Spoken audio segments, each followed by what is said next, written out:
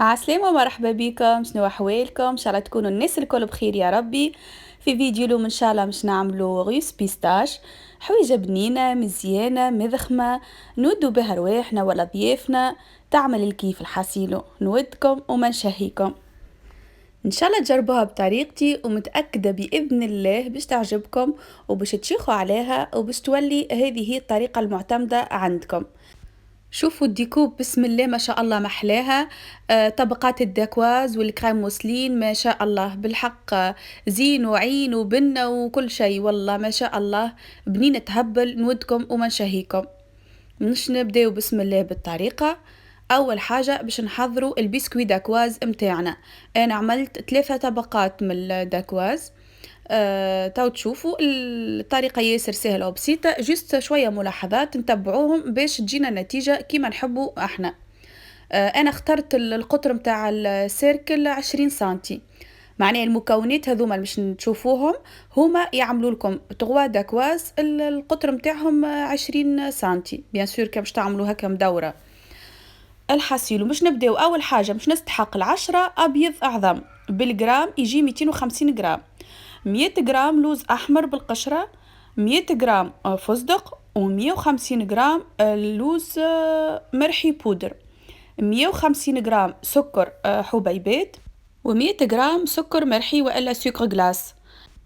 وقسمت المكونات على جزئين، أبيض العظم مع السكر الحبيبات والفاكهة مع سكر جلاس. أول حاجة أخذت اللوز والفستق رحيتهم مهروشين هاكم تشوفوهم أخشين شوية. باهي توا مش ناخو المكونات الجافة الكل مع بعضها وهي اللي مش نخلطهم مع بعضهم. خذيت السكر جلاس مش نصفيه ونغربله بالكدا. المرحلة هذه راهي مهمة اللي مش باش نغربلو السكر جلاس مع الفيكة اللي عنا اون بودر.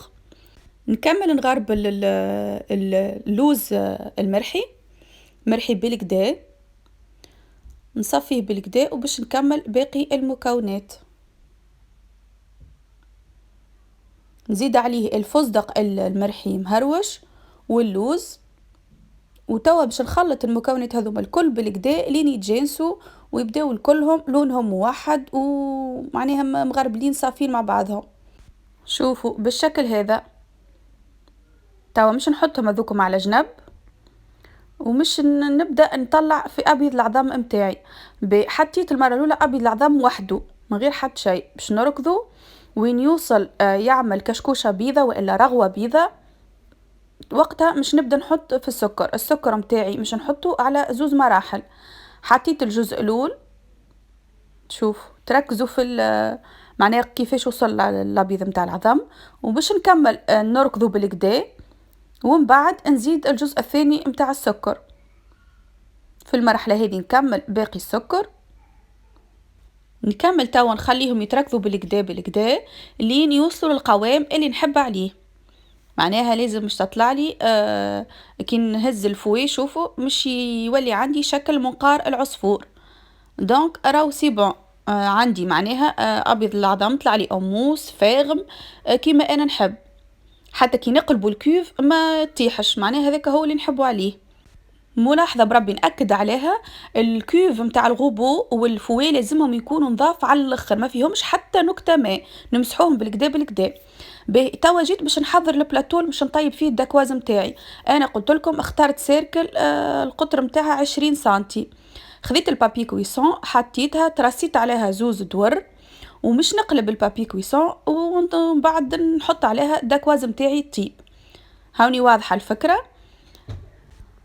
توا باش ناخو ابيض العظم اللي طلع بالكدا ومش نزيد عليه الفاكهه بشويه بالمغرفتين ب3 ونحرك نخلط من تحت لفوق باش الفاكهه تدخل في ابيض العظم اللي طالع ومن غير ما نطيح الهواء اللي طلعته. نسايسو بشويه وين يدخلوا هذوكم عاش نشوفوها نزيدوا مغرفتين 3 اخرين بشويه لين نكملوا الكونتيتي اللي عنا الكل ونتحصلوا على خليط متجانس. بيان سور حليت الفور يسخن في الوقت هذايا على 180 درجه. لو طون اللي انا كملت حضرت الدكواز متاعي. خليت شويه من الخليط متاع الفاكهه والسكر جلاس باش نحطو هذاك من فوق. جبت البوشة دوي، ما حطيتش فيها دوي، خليتها محلولة من اللوطة جوست باش تعاوني معناها بالخدمة اسهل. بيان سور نجم نحطو مغرفة ولا نتصرفوا، المهم الطريقة انا بالنسبة لي هذه اسهل. وطرف الخليط اللي خليناه متاع فاكهة والسكر غلاس هو نرشوه من فوق. نجمو من فوق نحطو كان سكر غلاس هكا هاو، باش ما تطرشقش معناها وما تتحلناش الدكواز، تقعد مزيانه وسمحه واصلا يزيد الطبقه هذيك تزيد تقرميشه في الدكواز. خليتهم 20 دقيقة. أنا الفور متاعي تعرفوه بارد مش سخون، فورك سخون يبقاو لك 15 دقيقة. نقفوا حذاهم ما نمشيو لحتى بلاصة، نخزروا لهم اللي يبدا لونهم دوري فاتح بالشكل هذايا.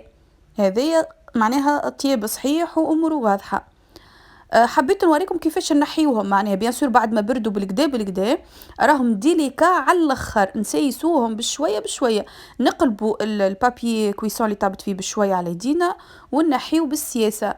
بالحق ياسر فراجيل على الاخر، وراه مش مفما حتى مشكل كان تحلت كعبه ولا تقصت على اثنين، مفما حتى مشكل من بعد نسيسوها في المونتاج نريقلوا وكهو. المهم نسيسو احنا هاو كي تشقت لي شويه. الحاسيلو توا كملنا الدكواز متاعنا باش نجيو نحضروا الكريم باتيسير. خذيت 500 ملي حليب، عليهم 7 اصفر اعظم، 170 غرام سكر حبيبات، و100 غرام نشا، وزوز ساشيات سكر فاني. توا كيما نعرفوا باش نحضروا الكريم باتيسير، مش نحط الحليب يسخن، مش نحط عليه ساشيات سكر فاني، ومش نحط عليه شويه من كونتيتي السكر اللي عندي، مغرفتين كبار ولا 3 مغارف، ومش نحطه على الغاز يسخن بالكدا. اخذيت توا اصفر العظم، مش نزيد عليه باقي السكر اللي قعد لي، نخلطه بالكدا بالكدا، نوسع بالي عليه، والا نستعمل كان نحب الفوي الكتريك اسهل لين يفتح ويبيض شويه الخليط بالشكل هذا. توا باش نجيب الصفيه ونصفي النشا، 100 غرام نشا نغربلها، نخلط كيف كيف بالكدا بالكدا لين يتجانسوا كل مع بعضهم، ما عادش تقعد ظاهر نشا.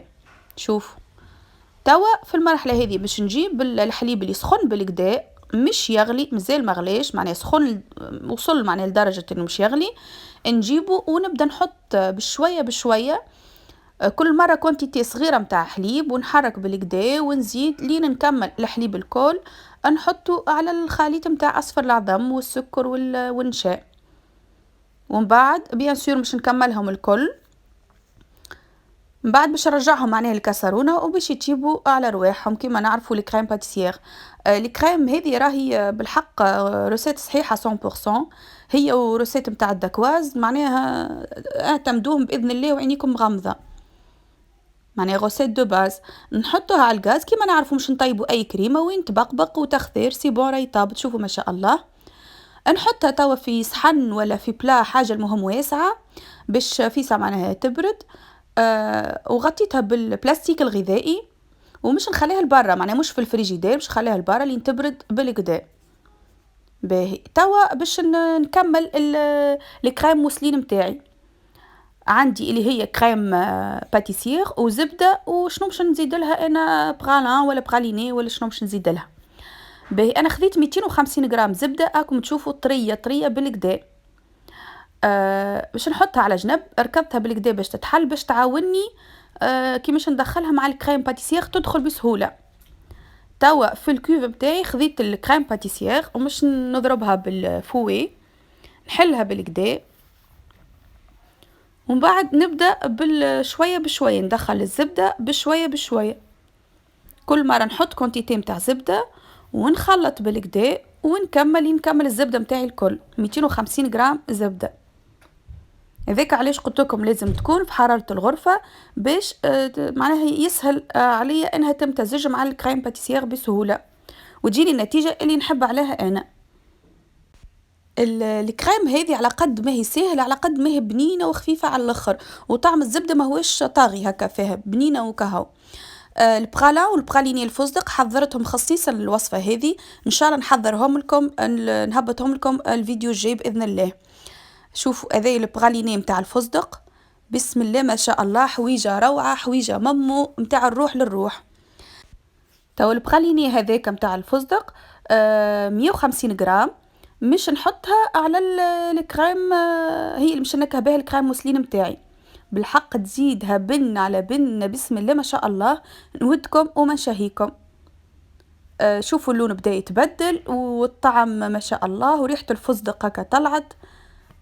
ان شاء الله باذن الله جربوا الطريقة، شوفوا ما شاء الله القوام محليه واللون وكل شيء. توا كل شيء حاضر، مش نبداو المونتاج متاعنا. انا حضرت البوشادوي متاعي تعاوني في الخدمة.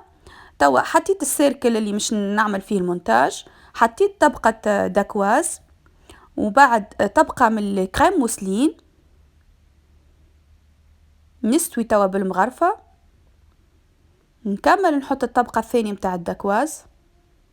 شفتك قلت لكم نسيسوا عليه، قد ما سيستو وتشققت لي معناه، مش مشكل. نكمل نحط طبقة من الكريم موسلين. انا راني حضرت البقالان في بالي مش نحطه بين الطبقات بشوي، حسيتها ما شاء الله ياسر مشخشة بالفيكة، معناها ما استغنيت عليه الحقيقة. اما بيان سور اللي يحب يزيد يزيد، اما هكا بسم الله ما شاء الله، قرميشه موجوده، تهشهيشه ما شاء الله. كملت الطبقات متاعي الكل. توا باش نغلفها بالبلاستيك الغذائي، ومش نخليها تبات ليله كامله في الفريجيدير، ومن غدوه ان شاء الله باش نمدها باش نزينها ونقصها. هذه توا من غدوه. مديت الغوس متاعي، نحيت السيركل ونحيت الغدويد. يعاوني برشا نراو الغدويد به. شوفوا تحبوا نخليوها كيما هي ما شاء الله، ما نزيدوها حتى شيء، معناها جست نزيدوها شويه زينه من الفوق. تحبوا تزينوا على الجناب، الحاسيل والزينه توا ترجع لكم، كل واحد وذوقه، كل واحد ورايه. انا عندي شويه فروي روج هاني مديتهم باش نزين بيهم، والبغالان هذاك نتاع الفستق اللي قلت لكم استغنيت عليه في بين الطبقات، قلت خلينا نزين بيه وكهو. غربلته باش البارتي هذه الجزء هذا جويد البودر باش نزين بيه من الجناب. شوفوا بالسياسة بالكوبات انا استعملت نهز ونغلف من الجناب. اني قلت لكم الزينة ترجع لكم، كل واحد وحر، كل واحد وذوقه، كل واحد وشنو يحب. المهم هذا الباز، نتمنى بالحق معناه تطبقوه وتقولوا لي رايكم وتوريوني تصوركم تبعثوا لي، بالحق نفرح على الاخر، ومتأكدة مش باش تندموا جملة. وكالعادة كان عجبكم الفيديو ما تنسوش تعملوا لي لايك وتشتركوا في القناة كان ما زلتوا ما اشتركتوش، تكتبوا لي كومنتير مزيان يزيد يشجعني ويفرحني. وبالحق كما قلت لكم نفرح برشا كان تكتبوا لي رايكم وتجربوها بالحق وتعجبكم وتقولوا لي شنو وجدتكم بالضبط، وتبعثوا لي تصوركم على الانستغرام متاعي ولا على الباج فيسبوك متاعي. وهكا وبسلامة.